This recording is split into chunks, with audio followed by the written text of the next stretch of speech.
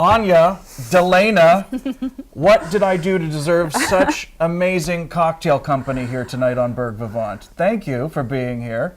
Thank you for having us. Oh yeah, are you comfy? How are the drinks? They're really good. Spared no expense Strong. For you. Just like John Henry. That's a wonderful segue, by the way. You can segue anything from a drink, right? Wow, that is my motto. Actually, you've been reading my mail or my diary, either way.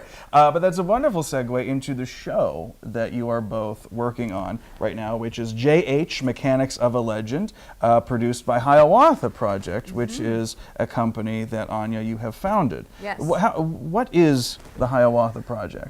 Hiawatha Project is an original performance company, so we create all of the works from the ground up over a long what we call a devised process. And when we take a specific social issue and we look at it through the lens of mythology, often using Joseph Campbell's The Hero's Journey as a guide, what we call free association techniques or collective creation techniques with an artistic ensemble, and a lot of movement, physical exploration to get us out of our head and into the time and space of the theater. Where does the name Hiawatha Project come from?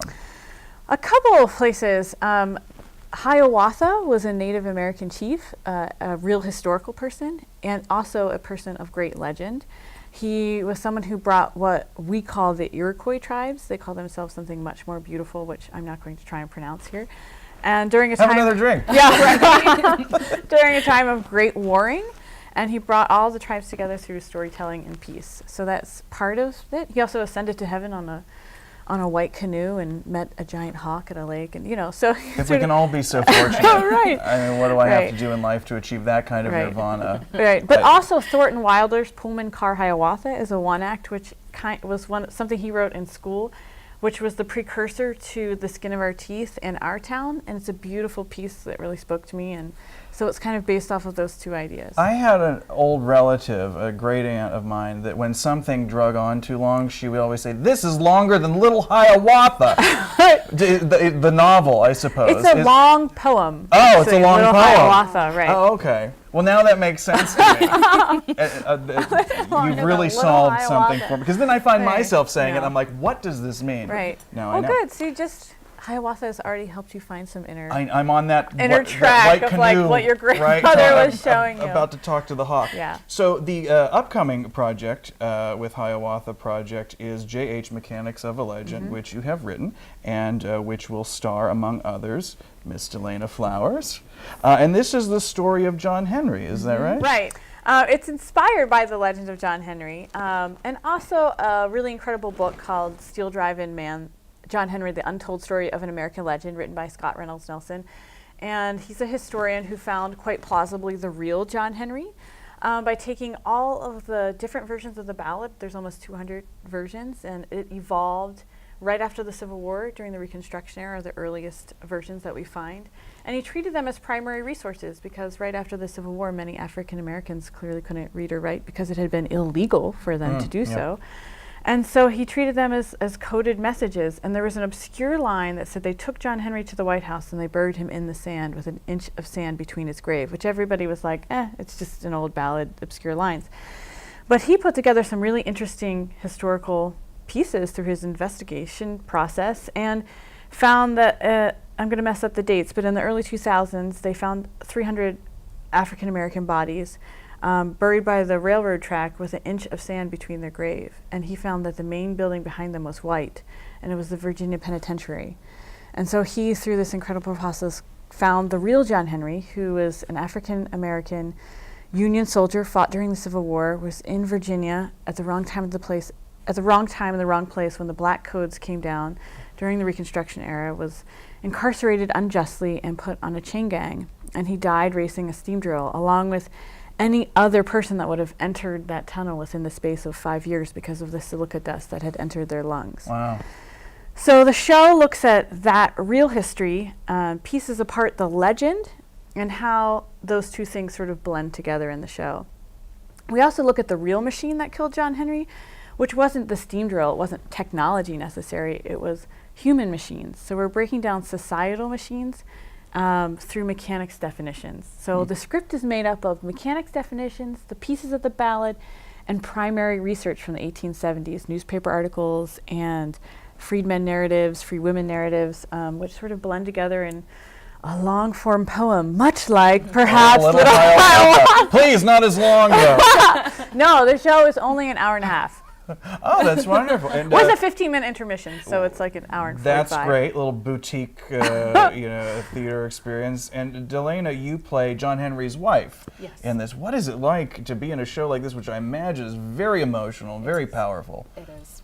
Every time we do rehearsals, somebody leaves with tears. It's heavy subject matter. It's heavy, and what makes it even heavier is that it's still very relevant to things that are happening today, and that makes it even harder. On top of thinking about the stories that we're telling are not just stories, this was actually someone's life. Someone lived through the things that we're discussing. Someone lived through torture. Someone lived through the terrible things that we're describing. And within the show, we cite each of the sources. So you will hear a story of a couple being torn apart and how they ran away from slavery and tried to find each other again. And then we will cite their names and the source that they were found. So a lot of these we dug up in archives, and a lot of them were self-published, these people, and self-educated.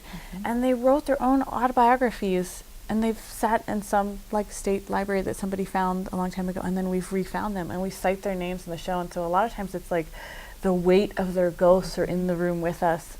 They've waited this long for their story to be told. So that's heavy. It is. Do you need another drink? I will in about 2 seconds. Right. But music is a big part of this too, isn't there? Right? And a lot of the songs were arranged based on old existing hymns and songs from the era. Right. So the script has been taken. There's over 200 different versions of the ballad. So I have woven in along with the cast, because it truly is a devised work. So we've been in workshops for over 2 years with the cast, monthly workshops to develop pieces of the script, and they've been pieced together so that pieces of the ballad begin to tell different stories. But then we have all original music arranged by Carly Wazenegger. Do you want to talk a little bit about the music? Yes, it's been really interesting working with the music, because the music is its own story, and it's how we got this story in the first place. It's survived this long because of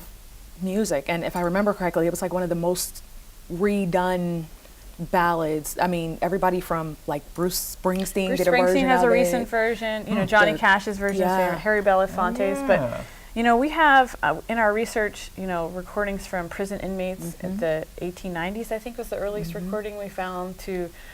You can find ska versions. You can find all different kinds. So his story in the song has influenced artists through, since its beginning. But all of the music in this performance is going to be sung a cappella, is that right? Yes. And I imagine Ms. Flower's lovely voice will be put to good use.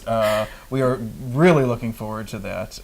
Here on Burgh Vivant, we've done a few reviews of some shows that you've sung in, and Lonnie the Theater Lady and Mike Buzz Bazzelli have sung your praises. And my spies tell me that you may have prepared a little preview of a piece that you will be singing for us here tonight. Is that right? Yes, it is. And that is the Ballad of John Henry, arranged by Carly Wazenegger. Let's listen. John Henry was on the mountain. Yes, the mountain was so high. He called to his pretty little wife, said, I can almost touch the sky. Lord, Lord,